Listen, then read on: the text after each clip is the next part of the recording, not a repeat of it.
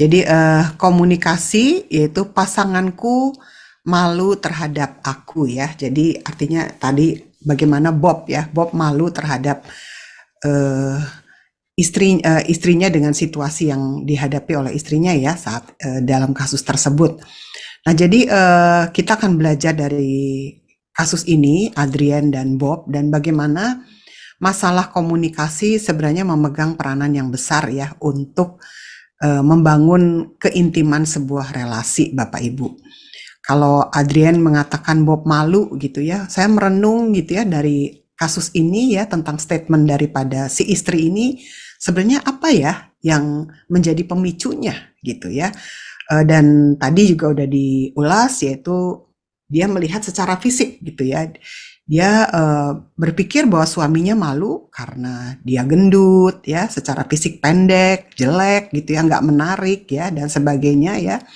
Atau saya sempat berpikir bahwa selain itu yang menjadi keadaan fisik ya, juga sebenarnya kalau tadi sedikit dibahas ya bahwa sebenarnya Adrian ini dia punya ibu ya. Tadi Pak Hendra udah sampaikan juga ibunya yang eh, apa namanya memberikan labeling juga sebenarnya. Jadi ada pengalaman trauma juga sebenarnya dalam kehidupan Adrian ini karena mamahnya sudah memberikan label ya pada saat terjadi konflik gitu dan mamahnya nggak bisa berkata-kata dia menumpahkan amarahnya kepada si anak kepada Adrian mengatakan kamu bodoh gitu, kamu gemuk ya, kamu tidak kompeten gitu ya sehingga pada saat situasi dia bertumbuh yaitu pada waktu kanak-kanak dan dia bertumbuh menjadi dewasa menjadi seorang ibu yang ternyata memang setelah melahirkan menjadi gemuk gitu ya dan itu menjadi seperti kayak tombol pengalaman terlukai oleh mamanya tuh kepencet lagi gitu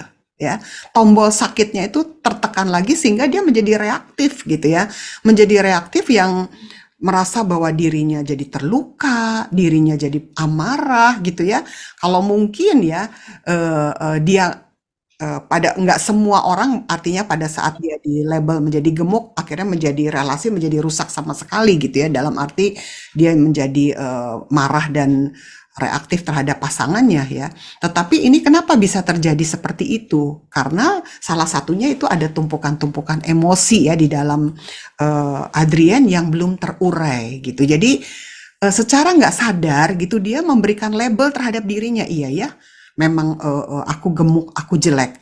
Mamaku juga mungkin secara unconscious dia berpikir mamaku juga pernah bilang bahwa aku itu apa pendek, jelek dan sebagainya sehingga pada saat itu terjadi dalam pernikahan itu membuat dia menjadi rapuh dan tertekan dan semakin sakit ya. Jadi sekarang kaitannya apa gitu ya? Kaitannya hubungan dengan tema komunikasi ini di dalam kasus ini menjadi sulit ya karena ada pengalaman yang tersimpan di situ yang pernah terlukai dan tadi Jessica udah sampaikan juga gitu ya.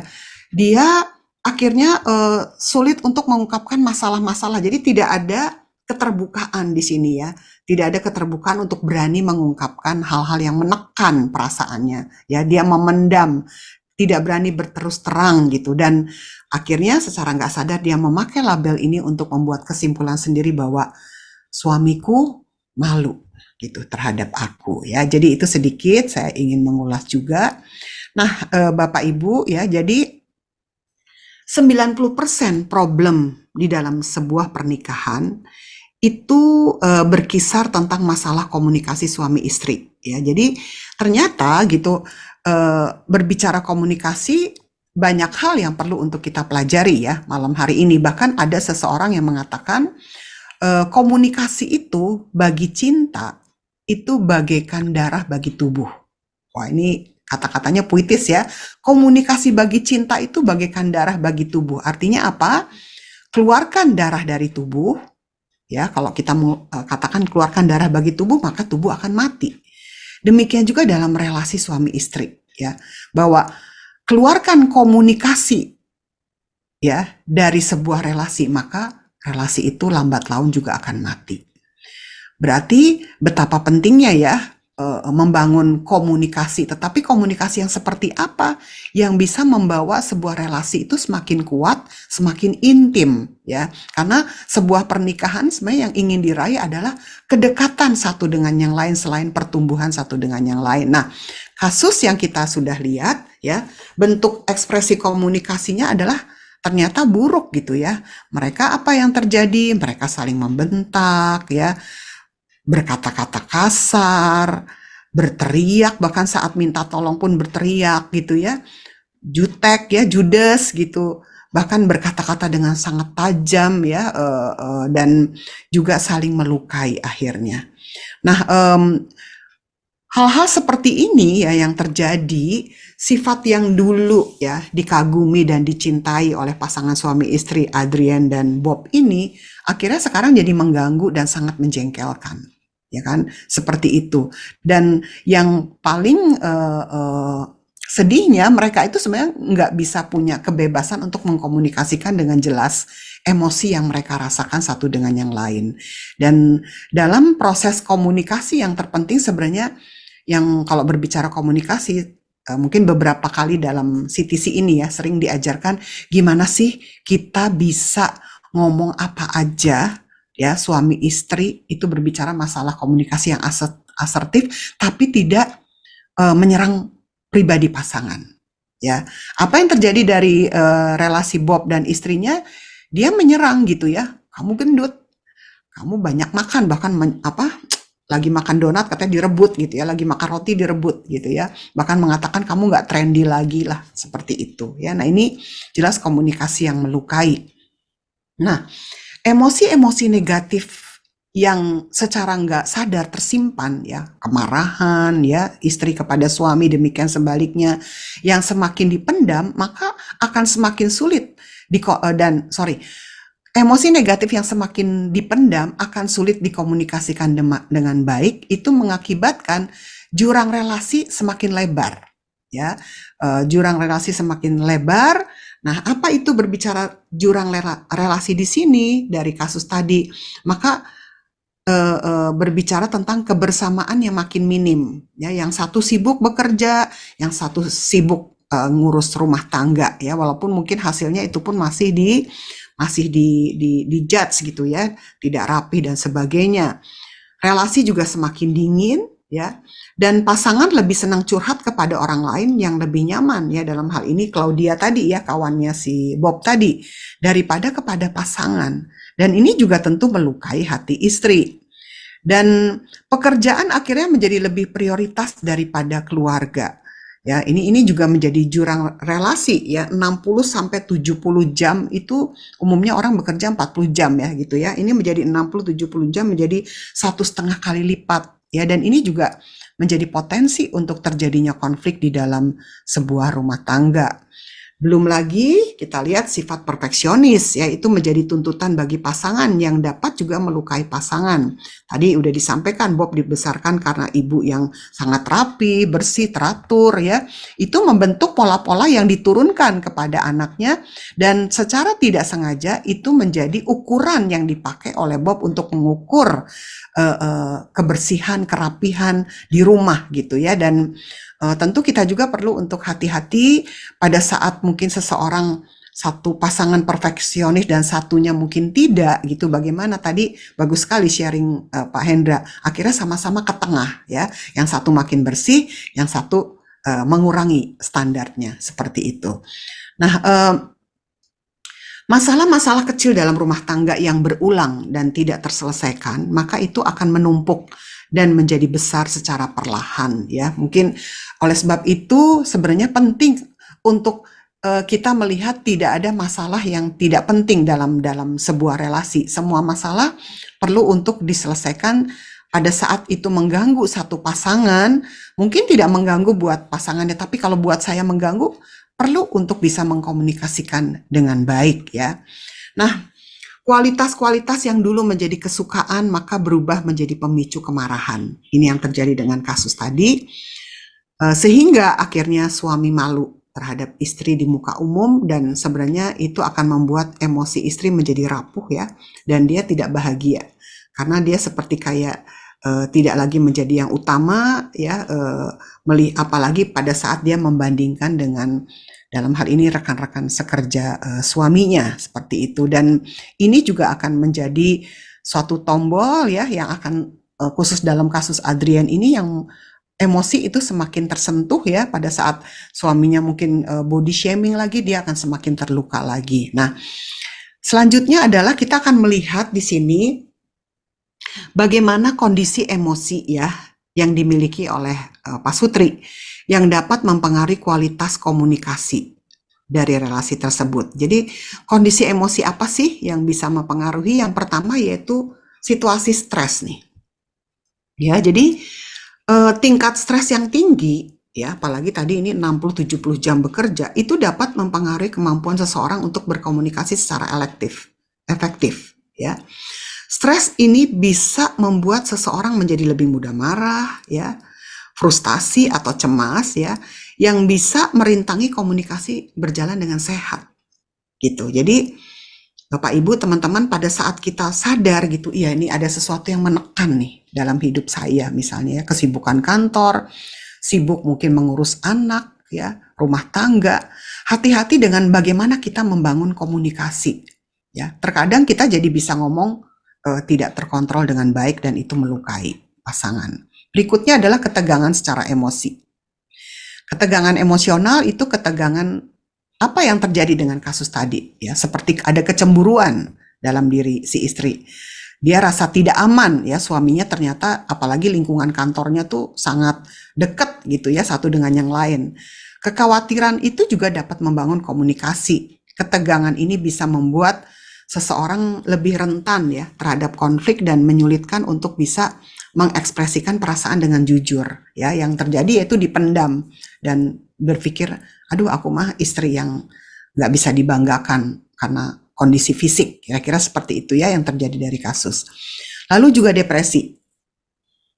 Kondisi emosi ini jelas ya, tadi stres aja sangat bisa menentukan kualitas, apalagi kalau udah sampai depresi gitu ya.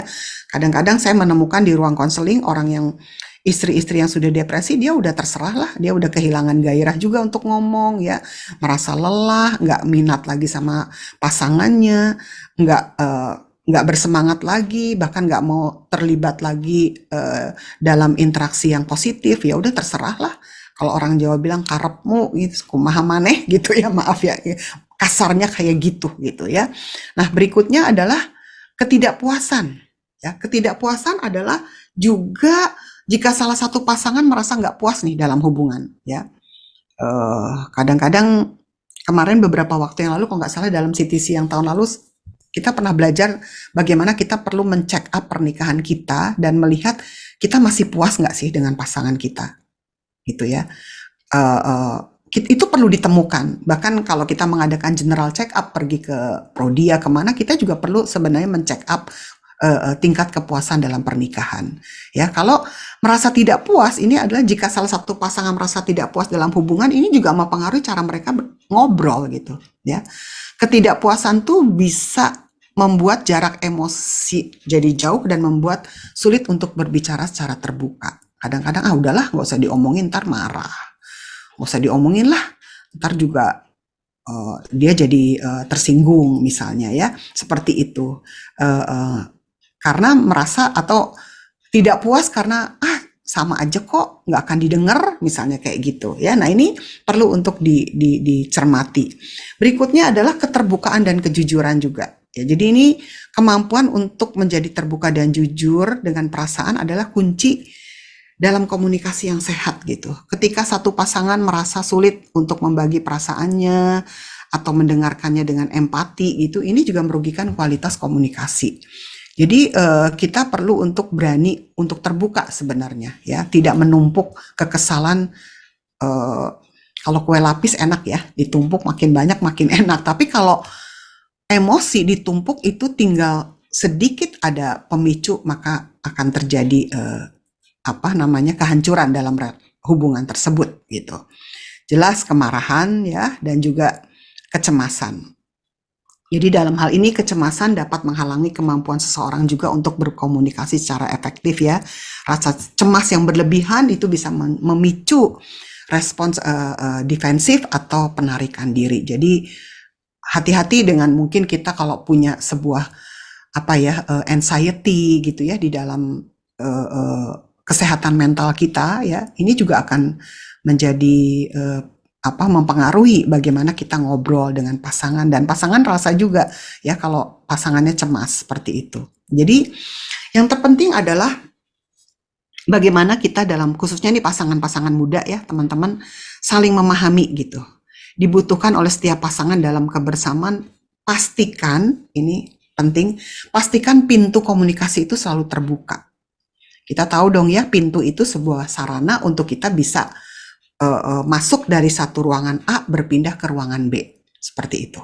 Nah, jadi artinya pintu yang terbuka adalah bagaimana komunikasi itu seperti pintu dari hati suami berpindah ke hati pasangan gitu, ke istri gitu ya. Itu harus terbuka, artinya kita bisa leluasa lalu lalang gitu pintu tuh ya. Kalau selalu terbuka, kapan istri mau ngomong bisa sampai ke hati suaminya. Kapan suami ingin didengar tadi kasusnya Bob, mungkin dalam kesusahan dia di kantor, dia bisa masuk ke hati istrinya gitu ya, tanpa istrinya menasehati panjang-panjang. Kalau yang terjadi di Adrian kan sebenarnya kalau saya baca dari kasusnya gitu di sini, sebenarnya sikap Adrian ini lebih mengganggu daripada penampilan sebenarnya. Ya, jadi tidak hanya penampilan yang nggak rapi, gemuk dan sebagainya, enggak. Ternyata dalam perjalanan prosesnya, ternyata sikap apa sih? Sebenarnya kebutuhan daripada si suami Bob ini, dia ingin didengar gitu. Pada waktu dia menceritakan masalahnya, tetapi Adrian lebih untuk menanggapi, padahal sebenarnya kebutuhannya hanya ingin divalidasi misalnya gitu ya. Nah, jadi tujuan pintu untuk selalu terbuka itu apa sih? Pintu komunikasi itu sebenarnya harus selalu terbuka tuh karena ada kebutuhan loh seorang tuh untuk mendapatkan empati dari pasangan. Gitu ya. Kadang-kadang kita ingin diperhatikan juga, ingin disupport, jangan dicuekin gitu ya. Ingin supaya pasangan juga ikut ngerasain apa sih yang jadi pergumulan dalam diri aku gitu ya. Jadi ini butuh gitu. Leluasa ya, bayangkan kalau pintu itu tertutup, kita nggak bisa masuk ke ruangan hati pasangan. Untuk membangun keintiman dan kedekatan. Jadi kalau suami istri bisa intim bicara, maka keintiman itu membuat stres menjadi turun ya, bisa membagi sukacita. Bayangkan kalau di kantor lagi penuh, tiba-tiba pulang ke rumah ada istri yang dengerin, ada istri yang berempati, itu akan menolong merilis stresnya. Demikian juga sebaliknya. Untuk menyalurkan beban emosi dan luka hati. Nah, jadi komunikasi juga penting untuk kita itu enggak memendam gitu ya, sendirian ya. Bagaimana sih kalau kita bahkan pada saat kita kesel sama pasangan, bisa nggak kita menyalurkannya lewat komunikasi yang bisa landing di hati pasangan tanpa menyerang dia gitu ya. Nggak mengatakan aku tuh kayak gini gara-gara kamu gitu. Aku tuh bisa jadi gini nih abis kamu kayak gini. Nah, itu tentu kita perlu melatih gitu. Bagaimana marah kita, kesel kita nggak menyerang pribadi. Marah kita tidak melukai dia gitu. Keselnya dalam hati kita ya, nggak merendahkan dia gitu. Dan ini memang perlu dilatih gitu ya. Dengan bertambahnya usia pernikahan, seharusnya kita jadi bisa lebih mengekspresikan dengan lebih sehat. Untuk mendapatkan support dan dorongan dari orang yang kita cintai ya, karena bayangkan siapa sih orang yang paling kita cari pada saat kita lagi beban berat ya, selain Tuhan tentu pasangan kita, bukan Claudia dalam hal ini ya, kasus ini si Bob ya. Jadi kita butuh gitu terbuka untuk mengatakan situasi hati kita ya. Jangan berharap pasangan harus tahu gitu. Kamu yang harus tahu, kita kan udah menikah sekian lama gitu ya. Ngerti dong gitu. Nah, jadi kadang-kadang butuh untuk diomongin juga ya, butuh untuk diekspresikan. Nah, membangun sistem komunikasi yang baik. Jadi ini gambarannya adalah seperti kita sedang bangun jembatan ya. Saat berkomunikasi seperti kita sedang masang jembatan dan mengundang pasangan untuk masuk dan memberi akses ke tempat rahasia dalam hati gitu ya. Jadi pastikan Bapak Ibu teman-teman, kalau jembatan ini kan, ini gambarannya jembatan lah ya, pena ini. Di sini ada si A, di sini ada si B, di sini ada Adrian, di sini ada Bob, kira-kira gitu ya. Jadi ngomong itu seperti kita sedang komunikasi, itu jembatannya. Jadi jembatan ini fungsinya apa sih? Bisa dilalui dari satu titik ke titik ini, demikian sebaliknya. Jadi lalu lalang gitu ya. Dan semakin kuat jembatan ini, maka dia akan lebih gampang gitu untuk dilalui ya. Sama dalam relasi suami istri, semakin fungsi daripada jembatan ini bisa dilalui dengan kita ngobrolnya enak gitu. Pada saat kita punya pergumulan, kita bisa lari langsung ke hati pasangan. Demikian sebaliknya. Nah, jembatan ini yang kokoh ini bisa jembatan bisa hancur sebenarnya ya. Ya mungkin kalau dibangun dengan bahan-bahan yang tidak kuat ya, batunya, besinya dan sebagainya, dia bisa hancur. Dalam komunikasi, apakah jembatan komunikasi bisa hancur nggak? Bisa gitu. Ya, jadi sehingga nggak bisa lewat lagi di sini. Ya, tertutup kalau tadi pintu. Kapan jembatan ini bisa hancur gitu? Ya, nggak bisa lagi ngobrol enak. Pada saat mungkin kita tidak melatih untuk bicara dengan asertif. Ya, pada saat kita mungkin punya sifat yang tidak lentur, tidak bisa beradaptasi, kekeh dengan pendapatnya, sehingga pasangan, males mau ngomong, nggak didengar, misalnya gitu. Ya. Atau mungkin ada unsur-unsur di mana pada saat buat kesalahan, nggak segera minta maaf, sorry ya, misalnya. Merasa diri benar. Ya. Atau mungkin pada saat ngobrol cuma maunya si istri aja yang didengar, suami nggak dapat kesempatan ngomong. Itu seperti kayak males mau lewat lagi di jembatan itu, ya. Jadi kita perlu untuk memastikan jembatan komunikasi ini tetap bisa dilewati dengan baik, ya. Jadi bagian tersulit di dalam berkomunikasi itu sebenarnya mendengarkan. Yang didengarkan tentu bukan hanya informasi, tetapi yang didengarkan adalah apa sih yang ada di balik dia ngomong. Kalau dia ngomong, aduh aku capek banget nih hari ini, gitu ya. Sebenarnya apa sih kebutuhan dia gitu ya. Oh mungkin dia butuh untuk dikasih space untuk boleh tidur aja deh, nggak usah misalnya biar aku yang gendong babynya misalnya gitu ya. Biar aku yang cuciin piringnya misalnya gitu.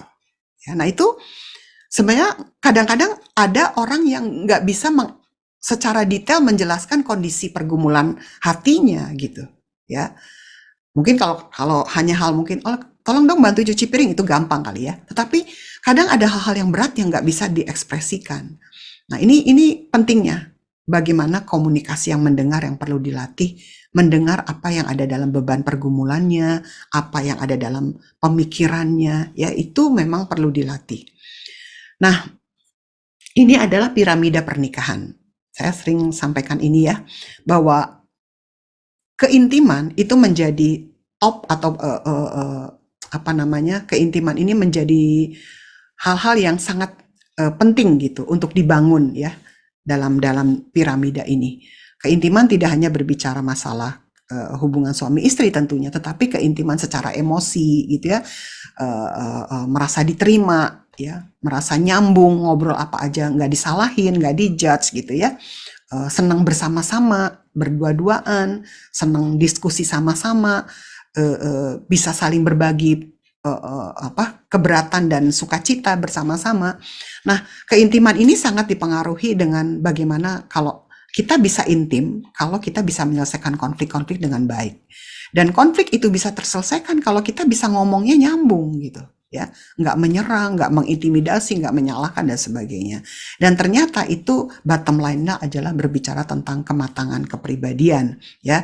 Dan karena apa? Bahwa pribadi yang matang itu kunci ya. Jadi kita kepribadian yang matang tuh seperti apa sih? Bahwa pengenalan kepada diri kita gitu, itu penting sekali pada saat kita merasa bahwa, aduh, saya nih secara emosi sedang nggak stabil nih. Saya kok sedih banget ya. Saya sedang stres nih.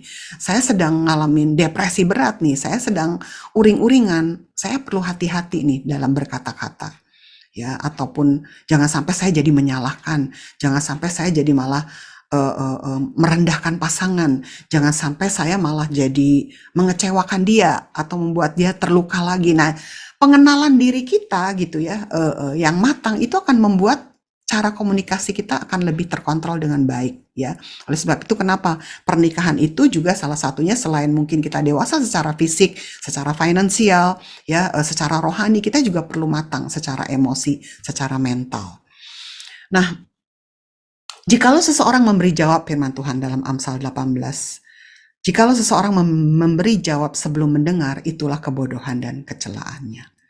Jadi ciri kepribadian yang matang ya tentu adalah dia punya kesabaran ya seperti itu di dalam mendengar ya artinya menunggu dan memberi perhatian pada saat pasangan mungkin bicara gitu ya terutama kalau mungkin kita punya pasangan orangnya peragu misalnya orangnya lambat gitu ya orangnya nggak cepet nggak satset gitu ya kalau itu ya dalam mengemukakan sesuatu ya kita perlu untuk belajar mendengar. Ya, kadang-kadang pada waktu dia ngomong pertama kita nggak ngerti gitu, tapi coba kita dengerin ya, karena ini nasihat firman Tuhan gitu ya, dengerin dulu ya, kita punya dua telinga lebih banyak mendengar daripada berkata-kata, seperti itu ya. Jadi karena apa? Karena perkataan yang diucapkan itu tepat pada waktunya adalah itu seperti buah apel emas di pinggan perak. Saya senang banget ini ayat emas saya gitu ya. Jadi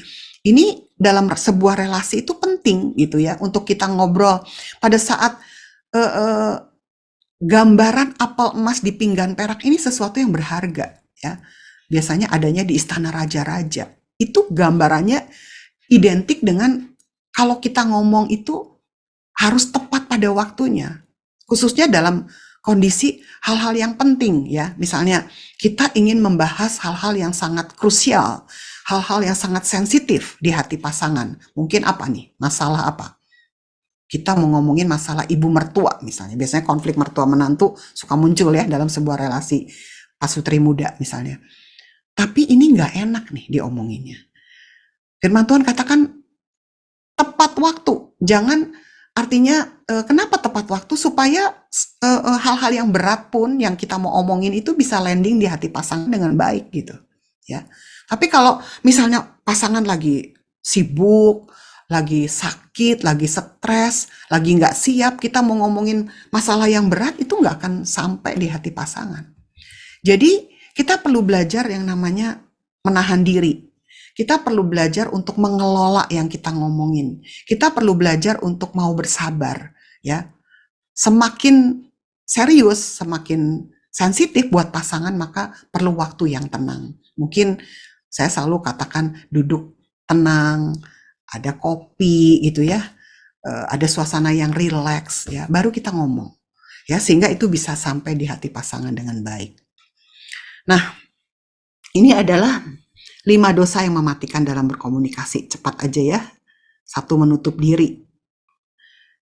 2, diem. Ya, ada sih di situ, tapi nggak mau reaksi apa-apa gitu ya, nggak mau menanggapi. Menusuk ya, jelas ini ya. Tadi kata-katanya nggak berempati, menjawab dengan tajam, ya. Mencaci maki, ini jelas tidak. Menyalahkan atau pembicaraan yang dangkal. Ya kan, artinya suami istri perlu untuk membangun pembicaraan yang deep, ya. Hal-hal yang nggak hanya cuman informasi, hal-hal yang hanya basa-basi, ya. Walaupun itu perlu sih, ya bercanda gitu itu perlu. Tapi perlu untuk hal-hal yang deep juga, gitu ya, yang bicara dari hati ke hati. Nah ini nasihat firman Tuhan. Apabila kamu menjadi marah, jangan kamu berbuat dosa. Artinya apa sih? Kita masih bisa marah dengan pasangan. Kita masih bisa melukai hati pasangan. Tetapi jangan sampai matahari terbenam sebelum padam amarahmu, dan jangan beri kesempatan kepada iblis. Ya. Jadi dalam hal ini, miliki keterampilan mengekspresikan dengan asertif gitu ya. Kadang-kadang kenapa sih orang memendam marah di sini? Bahkan jangan ada perkataan kotor keluar dari mulutmu, tapi perkataan yang baik untuk membangun gitu ya, di mana perlu supaya mereka yang mendengar beroleh kasih karunia.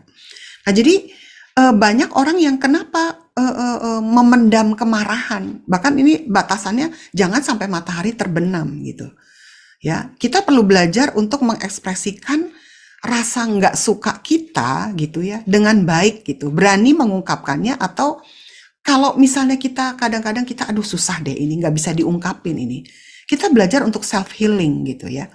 Jadi tujuannya apa? Supaya emosi-emosi negatif itu nggak tertabung gitu ya. Kadang-kadang ada orang yang apa namanya susah ya untuk segera memaafkan, apalagi kalau itu menyangkut mungkin pernah punya pengalaman trauma atau luka di dalam emosinya ya. Dan itu kepencet ke tombol lagi seperti mungkin Adrian tadi itu gitu ya. Dia sebenarnya terluka dengan perkataan maminya gitu dan itu diucapkan lagi.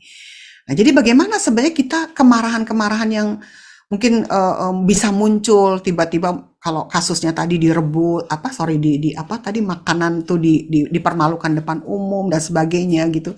Gimana kita kalau kita nggak berani ngungkapin itu gitu ya, kita perlu untuk belajar self healing untuk menyembuhkan diri sendiri ya. Kita bisa pampering hati kita sendiri gitu. Ya kita deal sama Tuhan gitu ya, doa-doa pribadi, Tuhan aku kok sakit gitu ya, tadi suamiku ngomong gini bla bla bla gitu ya, tapi aku nggak berani ngungkapin, Tuhan sembuhkan luka hatiku. Itu kita perlu ya. Tujuannya adalah bagaimana Tuhan katakan kita perlu untuk memaafkan orang-orang yang melukai, apalagi itu orang terdekat kita ya. Pada waktu Tuhan katakan 70 kali 7 itu bukan berarti orang bisa, mungkin nggak tahu ya apakah ada orang yang bisa 490 kali bersalah ke kita gitu, tapi lebih kepada kita perlu punya stok untuk memaafkan. Ya, seberapa besar sih area space yang kita punya untuk kita bisa memaafkan pasangan yang melukai hati kita. Bahkan jangan sampai matahari terbenam itu kita bisa selesaikan. Jawaban yang lemah lembut meredakan kegeraman, tapi perkataan yang pedas itu membangkitkan amarah. Ini berbicara jawaban adalah respons. Ya. Respons yang kita berikan dengan lemah lembut itu kemarahan yang segede apapun gitu ya. Seharusnya itu bisa teredam dengan baik kalau kita merespon dengan baik. Dan intinya sebenarnya adalah bagaimana level dari love and respect terhadap pasangan itu berpengaruh terhadap kualitas komunikasi. Kalau kita sayang ya, gambarannya Efesus 5, suami itu seperti Kristus gambaran Kristus ke jemaat, mengasihi ya, love. Ya, kebutuhan istri adalah disayang, dicintai oleh suaminya. Tapi kebutuhan suami dihormati, direspeki seperti jemaat kepada Kristus. Seperti itu. Nah, kalau dalam relasi ini love and respect ini bisa dibangun dengan baik, maka itu komunikasi kita juga akan penuh kasih ya. Suami mengasihi istri pada saat istri masih bersalah, tapi kasihnya ditambah. Istri bisa menghormati suami sehingga cara bicaranya enggak melukai ya, tetapi menghormati. Saya ngomong dengan siapa gitu? Dengan suami, dengan pemimpin ya. Sehingga enggak sembarangan untuk ngatain atau merendahkan ya. Nah, ini juga komunikasi ini perlu dilatih gitu ya. Kemarin pada waktu saya mengajar di kelas premarital gitu ya. Jadi saya tanya sama pasangan-pasangan yang akan menikah, mana duluan nih? Love dulu atau respect dulu gitu. Yang cewek-cewek mengatakan apa? Love dulu gitu ya, karena dia kebutuhannya dikasihi ya. Sementara yang pria katakan respect dulu gitu ya. Nah, jadi ya ini nanti nggak tahu ya, bisa dijadiin diskusi. Love dulu atau respect dulu gitu ya. Tapi saya mau katakan bahwa masing-masing menjalankan eh, apa namanya bagiannya ya. Pada saat mungkin pasanganmu tidak mengasihi, bagaimana kita bisa melatih respect. Nah, ini memang tidak mudah, tetapi tentu setiap prinsip kebenaran firman perlu untuk terus kita belajar dan taat dalam melakukannya ya. Nah, satu hal yang penting dilatih juga demi pertumbuhan bersama, maka penting untuk melatih keterampilan berkompromi ya. Cari titik temu tadi Pak Hendra katakan, cari titik temu, duduk manis, obrolin ya. Diskusi masalah yang berat tanpa memperburuk keadaan ya. Kalau dari kasus tadi yaitu sebenarnya akui gitu bila ada masalah ya. Jangan diabaikan, jangan dirasionalisasi ataupun dianggap remeh. Jadi kalau punya masalah omongin gitu ya, bicarakan ya. Masalah sekecil apapun kadang-kadang buat saya nggak penting, tapi mungkin buat pasangan penting gitu ya. Jadi itu. Berikutnya adalah temukan sumber masalah atau kemarahan, temukan sumbernya gitu. Jadi coba kita mengingat kira-kira apa sih yang paling membuat pasangan marah dan kecewa sama saya gitu ya. Temukan, jangan menyerang pribadinya. Sebutkan masalahnya dan bukan menyalahkan ya, sampaikan secara asertif. Ya, sampaikan. Konsentrasi pada masalah pasangan kita bisa jadi mengkritik gitu ya, mudah kecewa.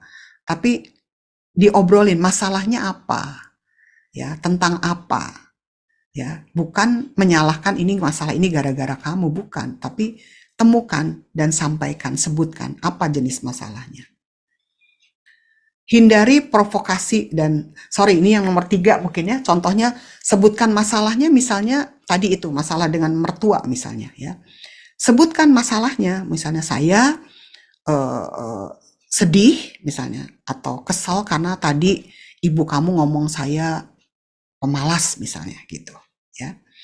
Sebutin sedihnya saya, sakitnya saya. Bukan kita, saya nggak suka mertua kamu begini, dasar mertua kamu begini, si mama begini, bla bla bla. Nah itu menyalahkan gitu ya. Tapi kita pada saat kita nggak suka, kita bisa menyampaikan itu mungkin lewat suami misalnya ya. Nanti suami akan menjembatani situasi ini secara asertif. Itu yang ketiga. Lalu yang keempat, hindari provokasi dan berbagai ultimatum atau ancaman, ini jelas ya. Lalu perbedaan kenali perbedaan yang ada dengan rasa hormat. Ya, suami istri tentu pria wanita berbeda ya, dan pola-pola yang kita jalankan berbeda juga ya, dikenali.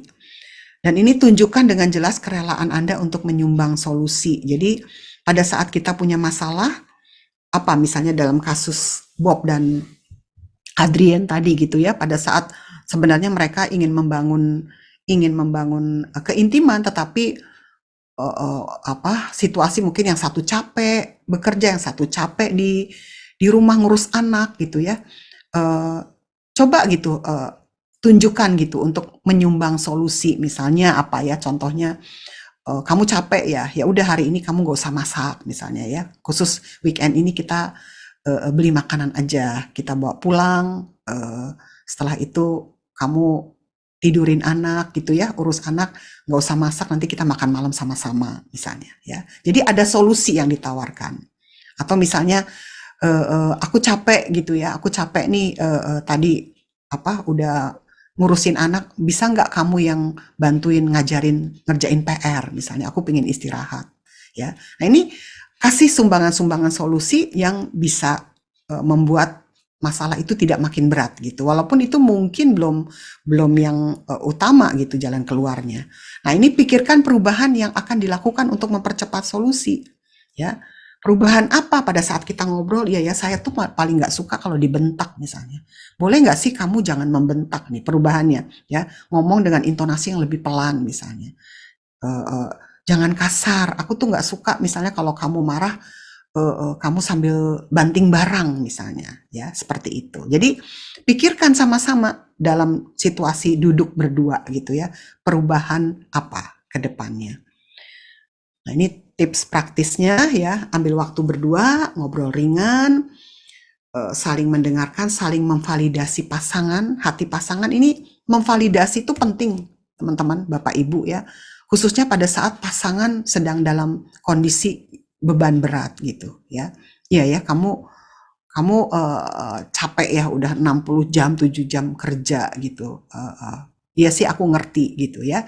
Itu divalidasi perasaannya pada saat dia curhat, atau mungkin sebaliknya kamu udah capek ya ngurus anak di rumah misalnya, bebersih rumah dan sebagainya ya. Ya udah nanti bisa nggak seminggu sekali saya panggilin babysitter misalnya. Kamu capek ya. Nah itu divalidasi. Kadang-kadang kita walaupun kita nggak perlu bantuan sebenarnya mungkin babysitter, tapi kalau kita divalidasi itu akan menjadi penguat semangat gitu ya, bahwa oh iya ya, pasangan saya tahu kok saya capek, saya tahu kok saya sibuk banget, saya tahu kok saya dalam kondisi sedang stres misalnya. Itu divalidasi, itu akan menolong ya untuk saling bersama-sama